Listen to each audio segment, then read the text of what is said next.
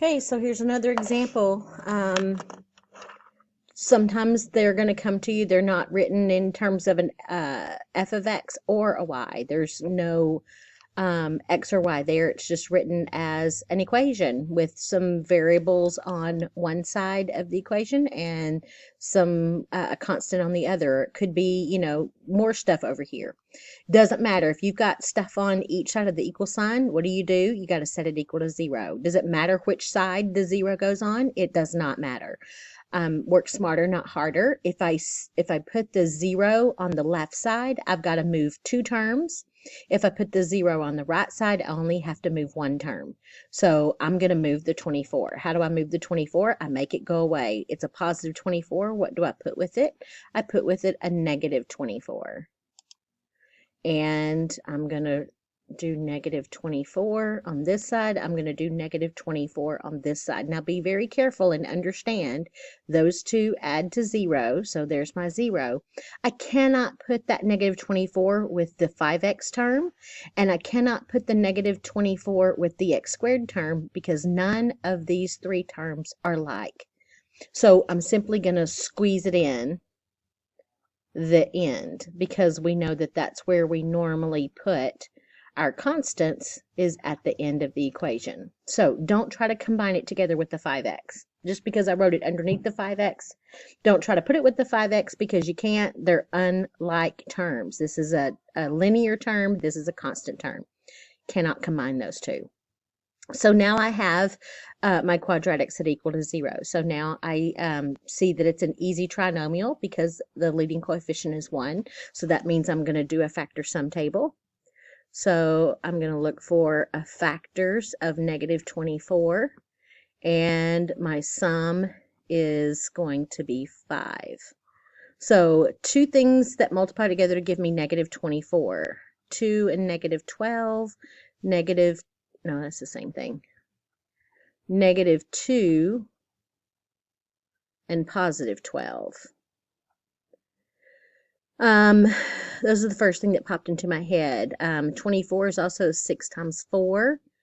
And we'll take turns with which one is positive, which one is negative. And of course, there's also 3 and 8. And take turns with which one. Now we're looking, those are all the ones that I can think of right off the top of my head. Of course, 1 and 24, don't forget about 1 and 24. But we're looking for a sum of 5. This is going to give me a sum of negative 10. This gives me a sum of positive 10. This gives 6 and negative 4 gives me a sum of 2. That gives me a sum of negative 2. 3 and negative 8 gives me a sum of negative 5. There we go. This is the pair that I want right there. So I come over here and write my factors, set it equal to 0, put the x in the front of each factor, use the signs for my in the 2 numbers that are in my factor column. So I'm going to do x minus 3 and x plus 8. And no, it doesn't matter. I could have, in this first one, I could have written x plus 8 and I could have written x minus 3 here. The result would have been the same. So we just finished step number 2. Step number 3 is use the zero product property. Use ZPP to set each one of these equal to 0, because since you multiply them together and get 0 for an answer, one of them has to be 0. So we're going to find out what makes each one of them 0. Add 3 to both sides. Here I get x equal to 3. Subtract 8 from both sides. I get x is equal to negative 8. So my 2 factors were x minus 3, x plus 8, and then my 2 roots, or my zeros, or my x-intercept, happen at 3, and I believe 3 is going to be right there between 2 and 4, and then negative 8. Negative 8 happens over here. My y-intercept, according to this part of the graph right here, my y-intercept is at negative 24. So I should have a dot right there. Let's see, I'm 1, 2, 3, 4, 5, 6, 7, 8, 9, 10, 11. So half of 11 is, what can we do to find the axis of symmetry? The AOS. we say 3 plus -8 divided by 2. So that is -5 divided by 2. So that's 2.5, -2.5. So at 2.5, I believe it's right about there, is my axis of symmetry. And the only reason why I'm interested in that is because of my mirror image. So 1 and a little bit more away. So probably right about there is that mirror image. I could take this -2.5 and plug it in and find my y-intercept, but I'm going to guess that it's somewhere down here. I said my y-intercept. I didn't mean that. I meant my vertex. So that's a rough estimate of what my graph would look like. That's good enough for right now. If I were asking you to find all of the pieces parts, then I would expect you to take that and plug it in. What do I mean by plugging it in? I mean you would do -2.5 squared plus 5 times 2.5 minus 24 and give me a y value. I'm not going to do it right now, but you certainly could, because using a calculator is something that you are welcome to do. Okay, this is going to require you to work backwards. They're giving you in this picture right here, they're giving you 2 of the roots. You can see that it's crossing the x-axis at -1 and 3. So you start by writing down the roots. X equals -1 and x equals 3. Okay, so in the process of solving, we are right here where we just found the roots. Now, what was it right before we found the roots? It was equal to 0. So we've got to take these 2 things right here and set them back equal to 0. So it kind of starts off the same way. Set each one of your equations equal to 0. So I'm going to add 1 to both sides. That gives me x plus 1 is equal to 0. I'm going to minus 3 from both sides.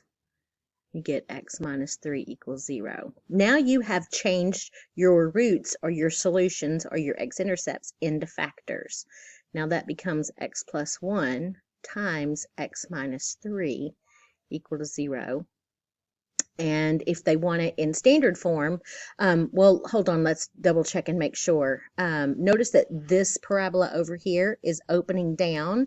So since it's opening down, that means that our leading term right here is going to have to be a negative. We should have a negative in front of that. If we multiply these 2 things out, we'll be able to put it in standard form.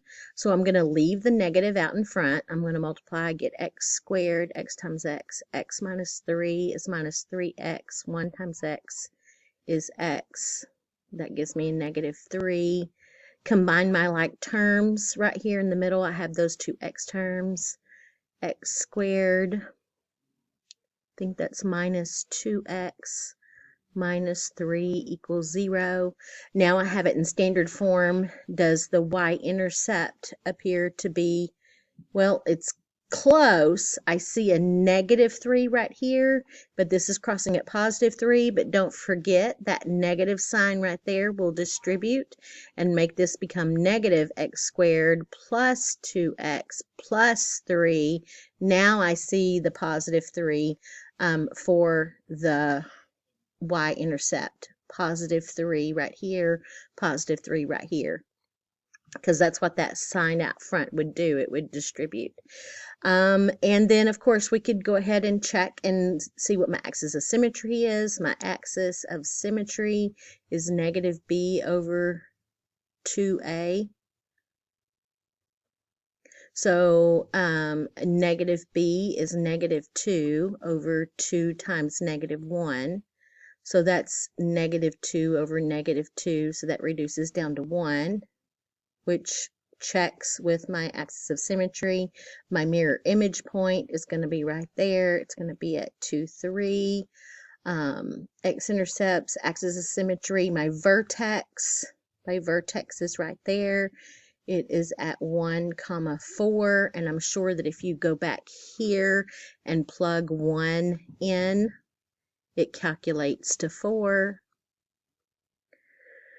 1 squared is 1. Multiply it times -1 plus 2 plus 3. 2 plus 3 is 5. 5 minus 1 gives me 4. So I do end up with 1, 4, just like I did right over here. So if they asked me to write this in standard form, my answer would be y equals negative x squared plus 2x plus 3. That's my standard form equation. Of course, you could write it so that it said f of x, or you could just write that equation right there and set it equal to 0. Just depends on what the directions say. But that's how you would work backwards when I take a 0 and have to create an equation from it. Okay?